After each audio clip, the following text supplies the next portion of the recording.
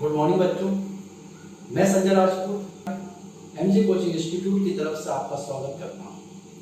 आज पूरा विश्व कोरोना महामारी से जूझ रहा है। ऐसे में हम अपने घरों पर सुरक्षित, लेकिन इस विकट परिस्थितियों में जहां कॉलेज और स्कूल बंद हो गए, वहां एमजी कोचिंग इंस्टीट्यूट ने एक डिजिटल लर्निंग प्लेटफॉर्म स्टार्ट किया है। इस डिजिटल लर्निंग प्लेटफॉर्म में आज हम एक टॉपिक पढ़ने वाले हैं जिसका नाम है अनुवांशिकी या जेनेटिक्स। हमारा आज का टॉपिक है अनुवांशिकी या जेनेटिक्स। अनुवांशिकी या जेनेटिक्स जो कि आज हम एक टॉपिक पढ़ने वाले हैं। इस अनुवांशिकी जेनेटिक्स की हम बात करें तो अनुवांशिकी क्या है, जेनेटिक्स क्या होता है, हमको समझना है कि आखिरकार ये जेनेटिक्स होता क्या है। तो हमारे पास इस प्रश्न का उत्तर आता है कि जो जेनेटिक्स है, अनुवांशिकी है, मुख्य रूप से वंशानुगति एवं विभिन्नताओं का अध्ययन है। जेनेटिक्स या अनुवांशिकी की अगर हम बात करें तो ये जो अनुवांशिकी या जेनेटिक्स है, ये किसका अध्ययन है? वंशानुगति एवं विभिन्नताओं का अध्ययन है। यहाँ दो शब्द आ रहे हैं, दो महत्वपूर्ण शब्द आ रहे हैं। कौन कौन से? वंशानुगति और दूसरा शब्द है विभिन्नताएं। तो अब इन दोनों शब्दों को हमें समझना है कि क्या वंशानुगति है और क्या विभिन्नताएं हैं। इन दोनों शब्दों को अब हम समझने जा रहे हैं, क्योंकि इन दोनों शब्दों के अंदर ही क्या छिपा हुआ है? अनुवांशिकी। सीधा मतलब है अनुवांशिकी बराबर वंशानुगति धन विभिन्नता। इन दोनों शब्दों को समझने जा रहे हैं। अनुवांशिकी में वंशानुगति, पहला शब्द हम समझ रहे हैं वंशानुगति। क्या है वंशानुगति? सीधी सी बात है, यहाँ चित्र देखकर आपको समझ में आ रहा है, खिलखिलाते चेहरे देखकर आपको समझ में आ रहा होगा कि ये माँ, उनकी ये लड़की और लड़की की ये लड़की, मतलब इस माँ की ये तीनों की तीनों जो है, माँ, बेटी और उसकी बेटी, इन तीनों की जो शक्लें हैं लगभग कैसी नजर आ रही है? एक समान नजर आ रही है। ये जो खिलखिलाते चेहरे नजर आ रहे हैं लगभग कैसे दिख रहे हैं? एक समान दिख रहे हैं। इसका मुख्य कारण है, इसका मुख्य कारण क्या है? वंशानुगति।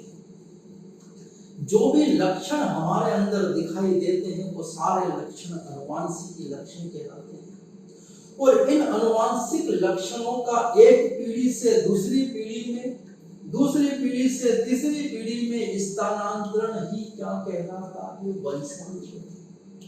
मतलब अनुवांशिक लक्षण एक पीढ़ी से दूसरी और दूसरी से तीसरी पीढ़ियों में क्या हुए हैं? स्थानांतरित। इसलिए बेटी माँ के समान नजर आ रही है और ये माँ अपनी माँ के समान नजर आ रही है। तीनों लगभग कैसे दिख रहे हैं? एक समान। मतलब लक्षण की, अनुवांशिक लक्षण की क्या हुई है? वंशानुगति। एक पीढ़ी से कहाँ गए हैं? दूसरी पीढ़ी की तरफ। अगला हमारा शब्द था विभिन्नताएं।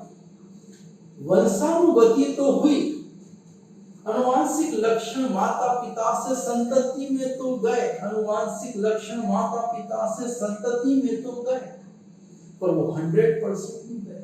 उनमें कुछ परिवर्तन आए। जैसे ये हाथ देखो, ये हाथ देखो, इस दोनों हाथों में थोड़ा क्या है? परिवर्तन। विभिन्नता आई कि वंशानुगति 100% एक पीढ़ी से दूसरी पीढ़ी में नहीं पहुंची। कुछ उसमें परिवर्तन आया, कुछ विभिन्नताएं आई। और इसी का तो परिणाम है कि पिताजी और लड़का जो होता है, माता पिता और संतानें जो होती है, वो हम शक्ल नहीं होती। कभी आपने पिताजी और लड़के को हम शक्ल देखा है? नहीं। लड़के दो बच्चे हम शक्ल हो सकते हैं, लेकिन पिताजी और लड़का हम शक्ल नहीं हो सकता, क्योंकि उनमें क्या आती है? विभिन्नताएं आती है। तो वंशानुगति हुई। अधिकतर लक्षण मतलब 90% लक्षण माता पिता से कहाँ गए? संतति में गए। लेकिन 100% नहीं, वो 10% लक्षण नहीं गए। उन 10% लक्षण में क्या आए हैं? परिवर्तन। और इसी कारण माता पिता अपने संतानों से थोड़ा सा भिन्न होते हैं और इसे क्या कहा गया है? भिन्नता। तो ये वंशानुगति और भिन्नता को मिलाकर ही क्या कहा जाता है? अनुवांशिकी। आगे चले तो यहाँ आपको कुछ चित्र दिखाई दे रहे हैं जिसमें हम देख रहे हैं वंशानुगति। एक ही उम्र, मतलब मान लो यहाँ 18 साल का पिताजी है और 18 साल की ही ये फोटो उसके लड़के की है, पिताजी और उनका लड़का। दोनों की उम्र कैसी है? 18 साल। जब पिताजी 18 साल के थे और जब लड़का 18 साल का हुआ, दोनों के अगर हम फोटो देखें तो लगभग दोनों कैसे दिखते हैं? एक समान। क्या ये एग्जैक्ट हम शक्ल है क्या? कार्बन कॉपी है क्या? राम श्याम गोपी किशन है क्या? नहीं, थोड़ा सा अंतर है, पर अधिकतर लक्षण पिताजी से मिलते हुए नजर आ रहे हैं। तो लक्षण मिल रहे क्योंकि वंशानुगति है, लेकिन 100% नहीं मिल रहे क्योंकि विभिन्नता है। सेम यहाँ पे एक ही उम्र के पिता और पुत्र, ये पिताजी की चित्र है और ये पुत्र का चित्र है, एक ही उम्र के दोनों के चित्र है। आप देखो ऐसा लगता है जैसे दोनों भाई भाई और युवा भाई तो नहीं, पर दोनों भाई भाई लगते हैं। क्यों? क्योंकि वंशानुगति हुई, अनुवांशिक लक्षण एक पीढ़ी से दूसरी पीढ़ी में आए, पर 100% आते क्या? नहीं, हम सब नहीं लग रहे हैं क्योंकि इनमें विभिन्नता है। तो वंशानुगति और विभिन्नताओं का अध्ययन ही क्या कहलाता है? अनुवांशिकी, जेनेटिक्स कहलाता है। अब हम चलते हैं जेनेटिक्स, जो कि इतना महत्वपूर्ण है, इसकी खोज किसने की है? तो मेंडल को अनुवांशिकी के पिता, फादर ऑफ जेनेटिक्स कहा जाता है। किसको कहा जाता है? मेंडल। मेंडल जो है वो अनुवांशिकी के पिता कहे जाते हैं। पिता क्यों कहा जाता है? क्योंकि जो जन्म देता है, बच्चे को जन्म देता है, वो पिता और माता कहलाते हैं। इन्होंने किसको जन्म दिया है? अनुवांशिकी को जन्म दिया है। ये 6 प्लांट ब्रीडर्स थे, प्लांट ब्रीडिंग करते थे। वो प्लांट ब्रीडिंग करते करते इन्होंने एक शाखा खोज निकाली जिसे क्या नाम दिया गया है? अनुवांशिकी। तो मेंडल अनुवांशिकी के पिता कहा जाते हैं, लेकिन अनुवांशिकी शब्द देने वाले वैज्ञानिक बैटसन। जन्म तो दिया है मेंडल ने, लेकिन इसका लालन पालन करने वाले कौन है? बैटसन। इसी कारण इसे क्या कहा जाता है? बैटसन को आधुनिक अनुवांशिकी के पिता कहा जाता है।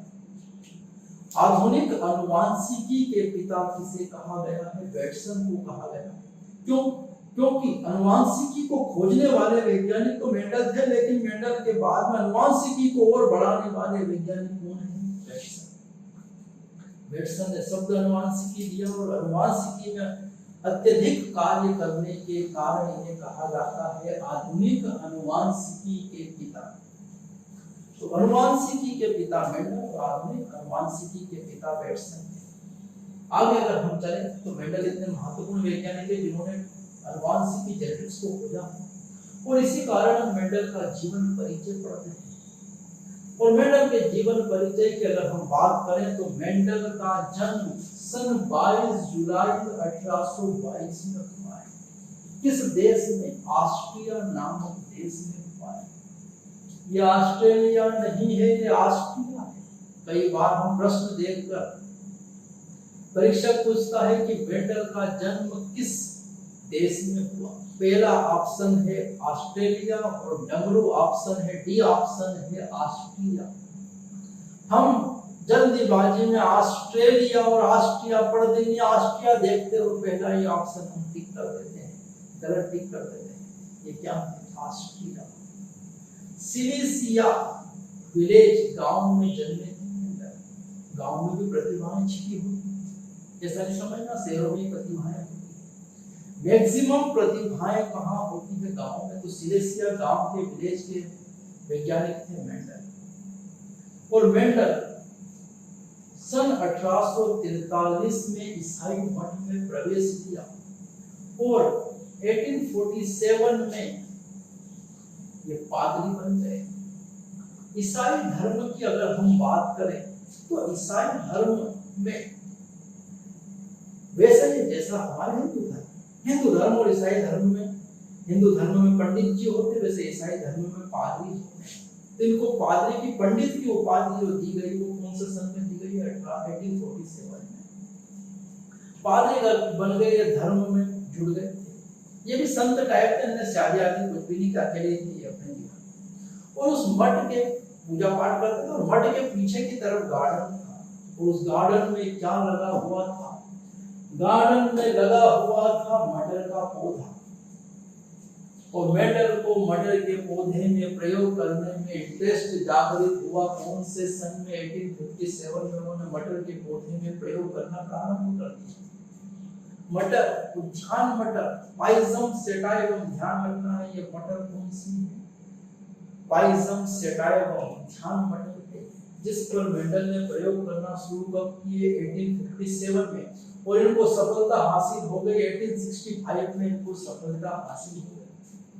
प्रयोग कंप्लीट कर लिए 7 से 8 साल का समय लगता, पर जब प्रयोग आपके कंप्लीट हो जाते, आप कोई चीज खोज लेते हो, अगर आप वैज्ञानिक बनने गए हो तो आपने कोई सी खोज कर ली है, तो उस खोज को आपको वैज्ञानिकों को समझाना पड़ता है, बताना पड़ता है, उसका डेमोन्स्ट्रेशन होता है, बिल्कुल जैसा मैं समझा रहा हूँ इसी प्रकार से। एक हॉल में कई सारे साइंटिस्ट बैठे होते हैं, तो वहां आपको आपका प्रयोग में जैसा समझा रहा हूँ ऐसा प्रयोग समझाना पड़ता है। मेंडल ने अपने प्रयोग को समझाने के लिए एक बैठक करी जिसका नाम था natural history society of Brunn. Brunn city थी ऑस्ट्रिया की, उस ब्रून सिटी में natural history society of Brunn की बैठक में उन्होंने अपने प्रयोगों को समझाया। मेंडल अनुवांशिकी में सफल तो हो गए लेकिन समझाने में असफल रहे। दुख की बात है हमारे कि मेंडल अपने प्रयोगों में तो सफल हो गए, प्रयोग तो उन्होंने सफलतापूर्ण कर दिए, लेकिन वो लोगों को समझा क्यों नहीं समझा पाए। इसका मुख्य कारण मैं आपको बताता हूं क्यों नहीं समझा पाए मेंडल अपने प्रयोगों को इसलिए नहीं समझा पाए कि जिस समय मेंडल आए थे उसी समय डार्विन नामक वैज्ञानिक भी आए, और डार्विन ने अपनी एक खोज की जीवन की उत्पत्ति, हम भी जानने के बहुत उत्सुक है कि हमारी उत्पत्ति हुई कैसे, इस धरती पर मनुष्य कैसे आए, और इस प्रश्न का जवाब केवल डार्विन के पास था उस समय। वो खोज करके निपटे थे, खोज करके लौटे थे, और खोज करके लौटने के बाद उन्होंने भी साइंटिस्ट की बैठक बुलाई जैसा मेंडल ने बुलाई। दोनों का समय एक था, एक तरफ मेंडल दूसरी तरफ डार्विन। डार्विन वैज्ञानिक थे, मेंडल तो पादरी थे, पूजा पाठ करने वाले व्यक्ति थे। तो जो अच्छे बड़े वैज्ञानिक थे वो सारे वैज्ञानिक जाकर कहाँ बैठ गए, डार्विन की बैठक में, और जिनको वहां टिकट नहीं मिली वो सारे बिना टिकट के कहां आकर बैठ गए, मेंडल ने जो अपना डेमोन्स्ट्रेशन बैठक ली थी उसमें ब्रून सिटी। बड़े वैज्ञानिक उधर, जूनियर वैज्ञानिक आकर बैठ गए। पहली गलती मेंडल की। डार्विन का सिद्धांत सफल सिद्धांत था, और उसमें एक ही कमी आई थी, और वो कमी क्या थी, अनुवांशिकी, जेनेटिक्स कमी थी। अनुवांशिकी जो हम पढ़ रहे हैं जेनेटिक्स, उस डार्विन के सिद्धांत में भी यही कमी थी, अनुवांशिकी की। और अगर वो मेंडल की बात सुन लेते तो उनकी सारी कमी खत्म हो जाती। एक ही कमी थी उनके सिद्धांत में, वो अनुवांशिकी का नाम लेते कि इसके कारण गड़बड़ हो रही है, किसके कारण, तो वो समझा नहीं पाए किसके कारण, क्योंकि वो समझाने वाली बात तो मेंडल को मालूम थी कि अनुवांशिकी के कारण गड़बड़ हो रही है। तो पहला असफलता का कारण है मेंडल का कि वो एक ही समझ में आया। दूसरा, मेंडल को गणित का ज्ञान था, सांख्यिकी का ज्ञान था, आंकड़े थे उनके पास। उन्हें आंकड़ों के आधार पर टेबल बना के सिर्फ गणित के आधार पर उन्हें सारे डाटा समझाए। अब विडंबना देखो कि मेंडल गणित के हिसाब से बायोलॉजी समझा रहे हो, जो बैठे वैज्ञानिक है वो सब बायोलॉजी के बैठे। अब बायोलॉजी क्लास में गणित पढ़ाएंगे तो गणित दो हाथ ऊपर से निकल जाएगा, तो वैज्ञानिकों को समझ में आना संभव नहीं था, इसलिए वो बात समझ में नहीं तो मेंडल समझाना चाहते थे। तीसरा उनका फॉल्ट था कि सब हो गया, इसके बाद में आपको क्या करना पड़ता है, इसके बाद में जो आपने खोज की है उस खोज को एक न्यूज़पेपर में आपको खोज के नाम से प्रकाशन करना पड़ता है। जैसे मेंडल ने प्रकाशन जो किया है, मेंडल ने प्रकाशन किया 1866 में, प्रकाशन हुआ न्यूज़पेपर में दिया। इनने गलती क्या की, इन्होंने न्यूज़पेपर में तो दिया अपना खोज अनुवांशिकी, लेकिन वो न्यूज़पेपर दो प्रकार के हैं, जैसे इंदौर शहर में दैनिक भास्कर और अग्निबाण। कोई न्यूज अगर दैनिक भास्कर में है तो घर घर पहुंच जाएगी, और अगर अग्निबाण में है तो कहाँ जाएगी, चाय की गुमटी और पान की होटल वाली। अब ऐसे लोग अग्निबाण पढ़ते हैं, और ऐसे लोग अगर अग्निबाण पढ़ेंगे तो कैसे तो खोज आपकी पहुंच पाएगी सही हाथ में। इनने लोकल ब्रून सिटी में चलने वाले न्यूज़पेपर में इतनी बड़ी खोज को प्रकाशित कर दिया, उसको सही वैज्ञानिक के हाथ में ही नहीं दे पाई। इसी कारण मेंडल क्या हो गया, असफल समझाने में, अनुवांशिकी में असफल नहीं है। मेंडल ने अनुवांशिकी में जो प्रकाशन किया था वो 1866 में वो प्रकाशित कर दिया, मतलब इनका 100% 1866 में खोज का 100% कंप्लीट हो गया था। बिना किसी श्रेय के अपनी खोज का कोई क्रेडिट नहीं लिए मेंडल की मृत्यु हो गई 1884। कोई को खोज का श्रेय नहीं मिला, इतने बड़े वैज्ञानिक थे, वो खोज का श्रेय नहीं मिला, पादरी के पादरी रहते ही मर गए। पर इन्हीं की खोज को आगे बढ़ाया है 3 वैज्ञानिक ने। सन 1900 में 3 वैज्ञानिक, हॉलैंड के ह्यूगो डीवरीज, जर्मनी के कार्ल लोरेंस व ऑस्ट्रिया के वान शेमार्क ने मेंडल के कार्य को पुनः खोजा। अरे जो मेंडल 1866 में खोज चुके थे उसी को 1900 में पुनः किसने खोजा है? इन 3 वैज्ञानिकों ने, ह्यूगो डीवरीज, कार्ल लोरेंस व शेमार्क। 1866 से लगाकर 1900 के बीच में होते हैं 34 साल। सोचो 34 साल 3 वैज्ञानिकों को वही खोजने में लग गए जो मेंडल 34 साल पहले खोज चुके थे। इससे एक बात तय है कि मेंडल कितने इंटेलिजेंट साइंटिस्ट थे, और इसी कारण तो मेंडल को इनकी खोज के बाद उपाधि दी है फादर ऑफ जेनेटिक्स, अनुवांशिकी के पिता। इनको लगा ये तो हमने जो खोजा इसको तो मेंडल 34 साल पहले खोज चुके थे। तीनों वैज्ञानिकों 3 अलग-अलग देश में 3 अलग-अलग पौधों पर इन्होंने प्रयोग किए, और इन्होंने वही खोज निकाला जो किसने खोजा था, मेंडल। इन तीनों को नोबेल प्राइज मिला और मेंडल को उपाधि मिली है फादर ऑफ जेनेटिक्स, अनुवांशिकी के पिता। तो इनको तब समझ में आया, अरे वो 3 वही वैज्ञानिक है, जूनियर वैज्ञानिक जो मेंडल की बैठक में बैठे थे वहां, जब मेंडल डेमोंस्ट्रेशन दे रहे थे, इनको समझ में नहीं आया, पर एक काम में जुट गए थे 3 अलग देश। मेंडल के देश में शेमार्क था ऑस्ट्रिया में, ह्यूगो डीवरीज हॉलैंड में थे, और जर्मनी में 2 लोग थे, कार्ल लोरेंस। 3 वैज्ञानिकों ने वही खोज निकाला जिसे मेंडल ने 34 साल पहले खोजा। बड़ी ही दुख की बात है कि हमारा जेनेटिक्स 34 साल पिछड़ गया है। अगर हम मेंडल की बात सुन लेते, मेंडल को समझ लेते उस समय, तो हमारा जेनेटिक्स आज 34 साल होगा। फिर हम एक बात करते हैं कि आखिरकार मेंडल को इतनी जल्दी सफलता मिल गई, उनको खोज होने के बाद वापस उसको खोजने में 34 साल लग गए। ऐसा क्या कर दिया मेंडल ने? क्या चमत्कार किया था मेंडल ने? अब हम वो चमत्कार देखने वाले हैं मेंडल का। मेंडल की सफलता के कारण देख रहे हैं। मेंडल की सफलता का सबसे पहला कारण है उन्होंने पौधे का जो चुनाव किया वो कौन सा था? मटर पाइजम सेटाइवम, उद्यान मटर पाइजम सेटाइवम का उन्होंने चयन किया। किसमें क्या लक्षण थे? मटर में भी कुछ लक्षण थे।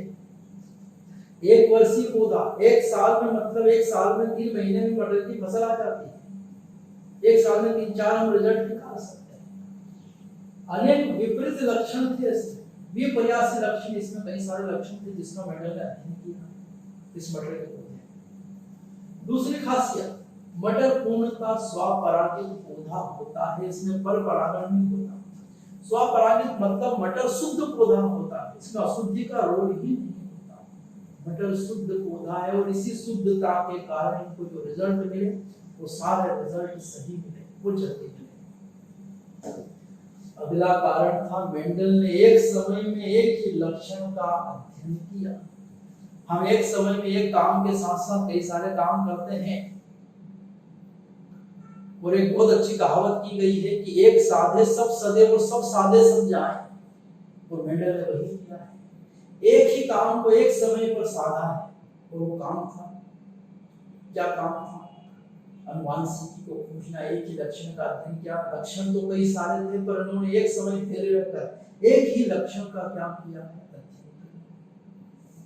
इसी कारण मेंडल को जल्दी से सफलता मिली। और मेंडल का सफलता का तीसरा कारण था कि मेंडल को गणित का ज्ञान था।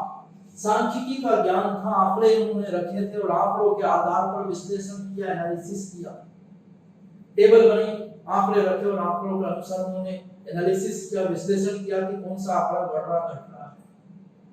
और इसी कारण मेंडल को जल्दी से सफलता मिल गई। आखिरकार मेंडल ने उस मटर के पौधे में कौन से लक्षणों का अध्ययन किया। अब लक्षण समझने वाले हैं तो मेंडल ने मटर के प्रयोगों में 7 जोड़ी लक्षणों का अध्ययन किया। मटर के पौधों में उन्होंने 7 जोड़ी लक्षणों का क्या किया है, अध्ययन। वो 7 जोड़ी लक्षण आपके सामने हैं। ये 7 लक्षण, पहला लक्षण है पौधे की लंबाई, जिसमें प्रभावी लंबा पौधा और अप्रभावी घना पौधा। पहले 7 जोड़ी लक्षण को एक बार हम समझते हैं, फिर इनको हम चित्र के माध्यम से भी समझेंगे, फिर प्रभावी और अप्रभावी लक्षण को भी समझेंगे क्या है। प्रभावी और अप्रभावी लक्षण को भी प्रयासी लक्षण कहा जाता है। पौधे की लंबाई पहला लक्षण, लंबा पौधा, घना पौधा, इधर प्रभावी वाला, इधर अप्रभावी। पुष्प की स्थिति कक्षस्थ और शीर्षस्थ या अंतस्थ। पुष्प का रंग बैंगनी या सफेद, फली का रंग हरा या पीला, फली का आकार फुला हुआ या संकुचित, बीज का आकार गोल या झूठीदार और बीज पत्र का रंग पीला व हरा। क्या है ये प्रभावी और अप्रभावी भी प्रयासी लक्षण क्या है और क्या है लक्षण पौधे की लंबाई। एक सिंपल सा उदाहरण लेते हैं। जैसे मैंने स्विच की बात करता हूँ, स्विच को हम एक लक्षण समझने तो स्विच में 2 ही बातें होती है, या तो ऑन या ऑफ।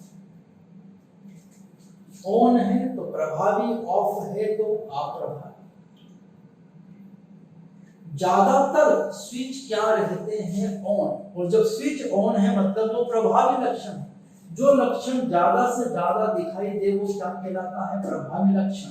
जैसे मान लो मैंने 100 पौधों का अध्ययन किया, जिसमें से 90 पौधे कैसे आए, लंबे, और 10 पौधे कैसे आए, होने। तो लंबे पौधे का लक्षण क्या है, प्रभावी, क्योंकि 90 पौधे कैसे हैं, लंबे, और अप्रभावी होने पौधे कैसे हैं, 10। कुल पौधे कितने थे, 100। एक लक्षण के 2 ही विपर्यासी लक्षण हो सकते हैं, या तो लंबा या बोना। तीसरा कोई ऑप्शन नहीं कि थोड़ा कम लंबा थोड़ा ज्यादा बोना, ऐसा नहीं। 2 ही ऑप्शन, या तो लंबा या बोना। ऐसे लक्षणों को कहा जाता है विपर्यासी लक्षण, प्रभावी लक्षण और अप्रभावी लक्षण। तो इस तरह से मेंडल ने कितने लक्षणों का अध्ययन किया, 7 लक्षण या 7 जोड़ी। ये जोड़े में हो गया 7 जोड़ी विपर्यासी लक्षण, 1 और 2, ये 2 विपर्यासी लक्षण। ऐसे 7 जोड़ी विपर्यासी लक्षण या 7 लक्षणों का मेंडल ने क्या किया, अध्ययन। आगे काम की बात देखें तो जब पुष्प में कितने लक्षण देखे, 2। फली में कितने लक्षण देखे, मटर की फली देखी होगी आपने, 2 लक्षण। और बीज में कितने लक्षण हैं, 2। पुष्प में 2, फली में 2 और बीज में भी कितने लक्षण देखे हैं, 2। अब इन 7 लक्षणों को एक एक करके हम अध्ययन करेंगे। यहाँ से 7 लक्षणों में सबसे पहला लक्षण है पौधे की लंबाई। देखो यहाँ पर ये लंबा पौधा और ये बोना पौधा, 2 ही प्रकार के पौधे हो सकते हैं, तो लंबा या बोना। प्रभावी लक्षण लंबा, अप्रभावी लक्षण बोना। तो ये पौधे की क्या हुई, लंबाई, पहला लक्षण। दूसरा देखते हैं पुष्प का रंग। पुष्प का रंग बैंगनी, प्रभावी, सफेद, अप्रभावी। तो पुष्प का रंग अगला लक्षण है, जिसमें बैंगनी प्रभावी है और सफेद अप्रभावी। तीसरा हम लक्षण देख रहे हैं पुष्प की स्थिति। पुष्प की स्थिति में कक्षस्थ और शीर्षस्थ।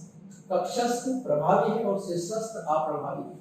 कक्षस्थ का मतलब है कि एक शाखा पर ये इस तरह से पुष्प आए, फिर वो शाखा बढ़ेगी, शाखा बढ़ती रहेगी। लेकिन शीर्षस्थ में एक शाखा के सिरे पर 2 पुष्प आते, शाखा खत्म हो जाती है। तो कक्षस्थ ज्यादा प्रभावी लक्षण है और अंतस्थ क्या है, अप्रभावी लक्षण। चौथा लक्षण देखें हम, फली का आकार, खुली हुई और संकुचित। खुला हुआ आकार जो फली है ये प्रभावी है, और संकुचित फलियां क्या है, अप्रभावी लक्षण। अगला हम देखें यहां से, अगला हमारा लक्षण है फली का रंग। फली का रंग अगर हम देखें तो हरा प्रभावी है और पीला अप्रभावी। हरी फलियां अधिकतर होती, पीली बहुत कम होती है। इसी का उल्टा जब देखेंगे आगे हमें वहां देखें क्या है, उनको समझेंगे इसे कैसे याद करना है। छठा है बीज का आकार। बीज का आकार या तो गोल या फिर झुर्रीदार। गोल प्रभावी, झुर्रीदार अप्रभावी। अधिकतर गोल बीज का आकार होते हैं। आखिरी है बीज पत्र का रंग, या कोई से बीज का रंग भी बोल देता, कोई गलत नहीं है, जैसा बोले ऐसा आपको जवाब देना है। बीज पत्र का रंग पीला प्रभावी और हरा अप्रभावी। ये तो उल्टा मामला देखा हमने, फली का रंग प्रभावी हरा और पीला अप्रभावी। बीज पत्र का प्रभावी रंग पीला और अप्रभावी रंग हरा, इसलिए तो कंफ्यूजन वाला मामला है। कंफ्यूज नहीं होना है, एक ही बात दिमाग में रखोगे हमेशा उत्तर सही आएगा। कि हम देखते हैं मटर की फली का रंग कैसा है, हरा। इसमें कौन सी दो मत की बात है, सबको मालूम है मटर की फली का रंग कैसा है, हरा। और अधिकतर मटर की फली का रंग कैसा है, हरा। मतलब हरा क्या है, प्रभावी। तो मटर की फली का रंग प्रभावी क्या है, हरा, तो अप्रभावी पीला। और उसका उल्टा क्या है, बीज पत्र का रंग पीला प्रभावी और हरा अप्रभावी। तो बस आपको एक ही तो याद करना है कि मटर की फली का रंग कैसा होता है, हरा। हरा प्रभावी, पीला अप्रभावी। बीज पत्र में उल्टा, पीला प्रभावी, हरा। अलग अलग याद रखोगे, भूल जाओगे, कंफ्यूज हो जाओगे। मैंने जो बताया है वही आपको क्या करना है, याद रखना। तो ये तो मटर की फली के 7 रंग, 7 जो लक्षण थे यहाँ पर मटर के, वो हमने 7 लक्षण देख लिए जिस पर मेंडल ने अध्ययन किया। अब हम इससे आगे चलते हैं एमसीक्यूज की तरफ। वो प्रश्न, सबसे पहला प्रश्न है 1980 में 3 बेल्जियन वैज्ञानिकों ने प्रथम रूप से मेंडल के सिद्धांतों की खोज की। हम जानते हैं डीब्रीज हॉलैंड, कार्ल कोरेंज जर्मनी और शेमान ऑस्ट्रिया। ये उत्तर सही है। मेंडल ने मटर के पौधे का चयन किया क्योंकि वे सस्ते थे नहीं, उनमें 7 जोड़ी विपरीत प्रकार के लक्षण थे, सही बात है। वे आसानी से मिल जाते, गलत है। वे आर्थिक महत्व के थे, ये भी गलत है। सबसे सही उत्तर क्या है, उनमें 7 जोड़ी विपरीत प्रकार के लक्षण थे। मेंडल निम्न पर कार्य करने के लिए प्रसिद्ध है। किस पर मेंडल ने कार्य किया, अभी पढ़ा हमने, मटर पाइजम सेटाइवम पाइजम पर कार्य करने के लिए प्रसिद्ध है। मेंडल निवासी थे किस देश के, जानते हैं, ऑस्ट्रिया के। तो नंबर उत्तर क्या है, सही उत्तर। ये हमने देखा है अनुवांशिकी में, हमने समझा कि मेंडल जो अनुवांशिकी के पिता हैं, उन्होंने 7 जोड़ी लक्षणों का क्या किया। तो ये टॉपिक हमारा आज क्या हो चुका है, कंप्लीट। एमजी कोचिंग ने डिजिटल लर्निंग प्लेटफॉर्म तैयार किया। डिजिटल लर्निंग प्लेटफॉर्म में एक कंप्लीट डिजिटल कोर्स की शुरुआत की। NEET, JEE, ICR, BHU, PAT, इन सब के लिए डिजिटल लर्निंग कोर्स हमारे पास अवेलेबल है। एक बार पूरा कोर्स डाउनलोड करें, फिर इसको दोबारा नेट की इसमें आवश्यकता नहीं पड़ती। आपकी जो एजुकेशन है वो स्टॉप नहीं होगी, एजुकेशन रुक नहीं सकती, क्योंकि एमजी कोचिंग आपके साथ है। एमजी कोचिंग आपके साथ है, जिसके कारण लगातार आपकी पढ़ाई चलती रहेगी। किसके माध्यम से, डिजिटल लर्निंग कोर्स के माध्यम से। अगर ये आप कोर्स देते हो तो इस कोर्स में क्या क्या फीचर्स है। कोर्स के फीचर्स अगर हम देखें तो संपूर्ण एमजीसीआई एप्लीकेशन ऑनलाइन के साथ ऑफलाइन पर भी रहेगा, जिसमें हिंदी और अंग्रेजी अलग अलग रहेंगे। हिंदी और अंग्रेजी मीडियम भी अलग अलग रहेंगे। सभी वीडियो एप्लीकेशन के अंदर डाउनलोड हो जाएंगे। हमारी एमजी कोचिंग की एप्लीकेशन है, उसमें सारे वीडियो डाउनलोड हो जाएंगे। और सिर्फ एक बार डाउनलोड करना, फिर इंटरनेट की आवश्यकता नहीं पड़ेगी। संपूर्ण कोर्स 30 नवंबर तक उपलब्ध हो जाएगा। उसी बात है, 30 नवंबर को आपका कोर्स आपके हाथ में, पूरा कोर्स अभी तो मिलना क्या हो जाएगा।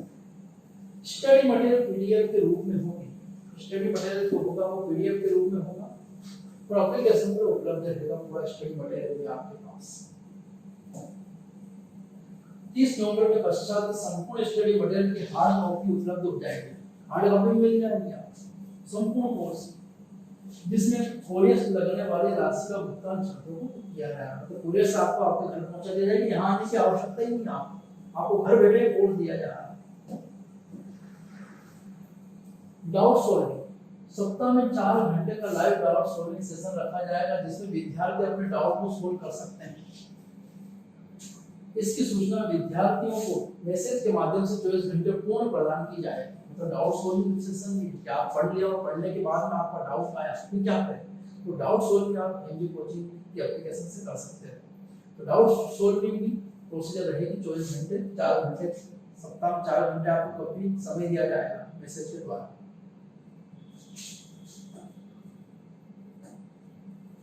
सभी वीडियो एप्लीकेशन के अंदर डाउनलोड हो जाएंगे, जिससे बार बार उनको डाउनलोड करने की आवश्यकता नहीं पड़ेगी। Test, method of testing. प्रत्येक 21 दिन में विद्यार्थी एप्लीकेशन पर ऑनलाइन टेस्ट होगा, जिसका रिजल्ट टेस्ट के तुरंत पश्चात एप्लीकेशन पर उपलब्ध हो जाएगा।